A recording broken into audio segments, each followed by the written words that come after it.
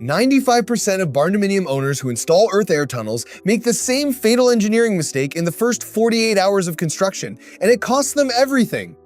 I'm talking about a $12,000 system that delivers zero cooling, breeds mold, and gets capped off within 2 years.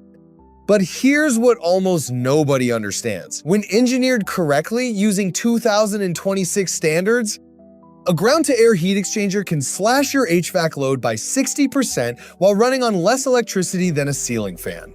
Today, I'm giving you the complete 2026 engineering blueprint for Barndominium GAHE systems. This isn't about whether it works. This is about the precise specifications, thermal calculations, and installation protocols that separate high-performance systems from expensive failures. If you're serious about building a Barndominium that operates at peak efficiency, hit subscribe right now because I'm covering material you won't find anywhere else. Stick with me to the end because I'm revealing the 3 engineering failures that kill 80% of GAHE installations. The solar chimney integration that eliminates fan costs entirely, and the exact HVAC zone map that tells you if this system is mandatory or worthless for your location. The 2026 GAHE Engineering Framework. Let's get technical. A ground-to-air heat exchanger is a thermal transfer system that exploits the thermal inertia of subsurface soil to precondition ventilation air before it enters your building envelope. We're not talking about buried garden hoses. We're discussing engineered heat transfer operating on principles of thermal conductivity, mass flow dynamics, and pressure differential management. Here's the physics. At depths exceeding 1.8 meters, soil exhibits near constant temperature approximating the annual mean air temperature of your location. This thermal inertia creates a heat sink in summer and heat source in winter. When air flows through buried conduit at calculated velocities, convective heat transfer occurs between the airstream and the pipe wall, which conducts heat to or from the surrounding soil mass. The critical engineering parameters are thermal conductivity of your soil substrate, mass flow rate of air through the system, surface area contact time between air and pipe interior, and pressure drop across the entire system length. Get any of these wrong and your system fails. Soil thermal conductivity, the foundation. Most GAHE failures start here. Soil isn't just dirt, it's a thermal conductor with wildly variable performance based on composition and moisture content. Saturated clay delivers thermal conductivity of 1.6 to 2 watts per meter Kelvin. This is excellent for heat transfer. Sandy loam runs 0.6 to 1.2 watts per meter Kelvin, significantly lower performance. Dry sand drops to 0.3 to 0.8 watts per meter Kelvin, approaching useless for GAHE applications. Before you dig 1 shovel of dirt, you need soil analysis. Take cores at your planned burial depth. Test for composition, moisture retention, and seasonal water table fluctuation. If you're in dry, sandy substrate, your GAHE will underperform no matter how perfectly you install everything else. You might need to engineer moisture retention around your pipes or consider alternative depths. Saturated soil performs 200 to 300% better than dry soil. This is why installations near water tables often exceed performance predictions, while systems in arid climates disappoint. The moisture content creates thermal mass and improves conductivity dramatically. The Under-slab integration protocol. Here's the builder's secret that changes everything. GAHE systems must be integrated during foundation phase, not added later. Once your slab is poured, retrofitting becomes economically impossible. The proper sequence is excavate for footings and utilities simultaneously with GAHE trenches, lay conduit on compacted gravel bed with minimum 2% continuous slope, install clean-out access points every 30 meters. Protect pipes with concrete block or engineered fill during backfill. Pressure test entire system before pouring slab, then bring penetrations through slab at mechanical room location with proper sealing. The under-slab approach offers massive advantages. Your excavation equipment is already on site, sharing mobilization costs. Trenches integrate with other underground utilities, minimizing site disturbance. Pipes benefit from thermal coupling with the slab mass itself. And you avoid the landscape destruction of retrofitting later. Critical detail. Your pipes must penetrate the slab with vapor barriers and proper sealing to prevent ground moisture migration. Use boots or sleeves rated for below-grade pressure. This isn't optional. Calculating system parameters for 2026. Let's engineer a system for a typical 2,400 square foot Barndominium in HVAC Zone 4, which covers most of the Midwest including Iowa, Illinois, Missouri, and Kansas. Required ventilation rate is 2,400 square feet times 0.08 CFM per square foot equals 192 CFM continuous fresh air per ASHRAE 62.2 standards. Round up to 200 CFM for safety margin. Pipe sizing for 200 CFM requires 8-inch diameter conduit to maintain velocity between 3 and 5 feet per second, which optimizes heat transfer while minimizing pressure drop and fan energy. Length calculation depends on your climate. For Zone 4, with design temperatures of -10 Fahrenheit winter and 95 Fahrenheit summer, you need 50 to 60 meters of pipe length to achieve 15 to 20 degree temperature moderation. That's 165 to 200 feet of buried conduit. Burial depth must reach below frostline and into thermally stable zone. For Zone 4, that's minimum 1.8 to 2.4 meters, which is 6 to 8 feet deep. Shallower installation reduces performance. Deeper increases cost without proportional benefit. Material selection matters for thermal performance. Smooth wall HDPE or PVC provides low friction for airflow. Concrete pipe offers superior thermal conductivity but costs more and complicates installation. For residential applications, 8-inch SDR, 3.5 PVC delivers the best performance to cost ratio. The solar chimney integration revolution. Here's where we separate amateur installations from engineered systems. Most people assume you need electric fans to move air through GAHE systems. Wrong. Barndominiums with vaulted ceilings create perfect conditions for passive solar chimney operation. The stack effect physics work like this. Hot air rises and creates positive pressure at ceiling height. Cool air entering at floor level creates negative pressure. The height differential between inlet and outlet creates natural pressure differential proportional to the temperature difference and vertical distance. A Barndominium with 4.5 meter vaulted ceilings and 20-degree temperature differential generates approximately 8 to 12 pascals of driving pressure. Your GAHE system with 60 meters of 8-inch pipe has pressure drop of roughly 6 to 10 pascals at 200 CFM flow rate. The stack effect alone can drive the system during peak heating and cooling seasons. To maximize solar chimney effect, locate your GAHE outlet at floor level in the main living space. Install exhaust vents at the highest ceiling points. Paint south-facing roof sections dark colors to increase solar heat gain on the exhaust side, and use gravity-operated backdraft dampers to prevent reverse flow during low differential periods. During shoulder seasons, when temperature differentials are minimal, a small 50-watt DC fan supplements the stack effect. But during summer and winter peaks, when you need maximum cooling or heating, the system operates passively. This drops your operating cost to nearly zero. Condensate, management engineering. Condensation isn't a problem to avoid. It's a certainty to engineer for.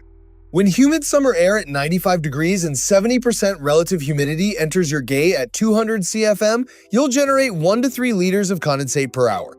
That's 25 to 75 liters per day during peak season. The engineering solution requires continuous 2% minimum slope toward collection point perforated drain section every 15 meters to allow condensate escape, collection sump with automatic pump or gravity drain to daylight, antimicrobial coating on pipe interior using copper or silver ion technology, and access ports for annual flushing and inspection. The perforated drain approach works best. Use 8-inch perforated drain pipe for the bottom third of your conduit run. Surround with washed gravel. Condensate weeps through perforations into gravel bed and drains to collection point. Air continues flowing through the pipe while moisture exits continuously.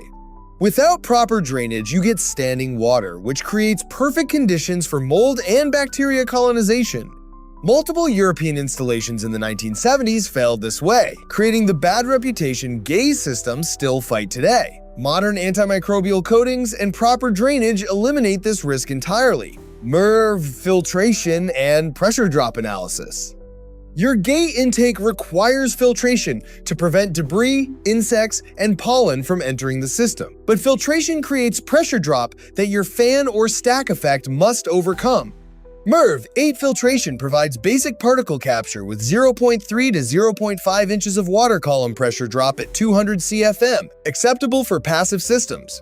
MERV 13 Filtration captures particles down to 0.3 microns, including most bacteria and virus carriers, but creates 0.8 to 1.2 inches water column pressure drop. This exceeds passive stack effect capacity and requires active fan assistance. The engineering compromise is MERV 11 Filtration at the intake, providing good particle capture at 0.5 to 0.7 inches pressure drop, supplemented by MERV 13 Filtration at your ERV or air handler where you already have fan capacity. This protects your GAHE from debris while maintaining system pressure budget for passive operation. Replace intake filters every 90 days during high pollen seasons, every 180 days during winter. Dirty filters kill system performance faster than any other single factor. Real performance modeling for Midwest Barndominium. Let's model actual performance for that 2,400 square foot Barndominium in Zone 4 with proper GAHE installation. Summer design day conditions show outdoor air at 95 degrees, 70% relative humidity, ground temperature at 2.4 meters, depth sitting stable at 55 degrees. After 60 meters of pipe contact, exit air temperature reaches 68 to 72 degrees with reduced humidity from condensation. Your air handler now cools from 70 degrees instead of 95 degrees, reducing compressor load by 55 to 60% for ventilation air conditioning. Winter design day conditions show outdoor air at -5 degrees, ground temperature stable at 55 degrees. After pipe contact, exit air reaches 42 to 48 degrees. Your heating system warms from 45 degrees instead of -5 degrees, reducing heating energy by 65 to 70% for ventilation air.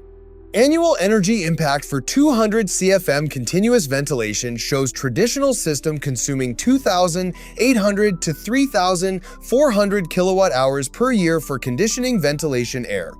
GAHE system consuming 350 to 600 kilowatt hours per year for minimal fan assistance. Net savings of 2,200 to 2,800 kilowatt hours annually. At 2026, Midwest electricity rates averaging 16 cents per kilowatt hour and rising, that's $352 to $448 per year in direct savings.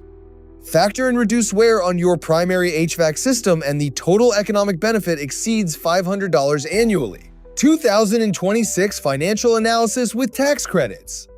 Installation costs for properly engineered GAHE system in 2026 include excavation for 60 meters at 2.4 meters, depth running $4,200 to $6,800, pipe materials including 8-inch HDPE fittings, penetrations totaling $1,800 to $2,600, gravel bedding and engineered backfill at $600 to $1,000, intake structure with MERV 11 filtration and weather protection at $800 to $1,400, condensate management system with sump and drainage at $900 to $1,600, and engineering design and pressure testing at $1,200 to $2,400.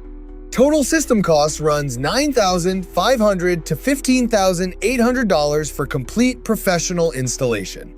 If integrated with new construction site work, reduced by $2,000 to $3,500 through shared equipment mobilization.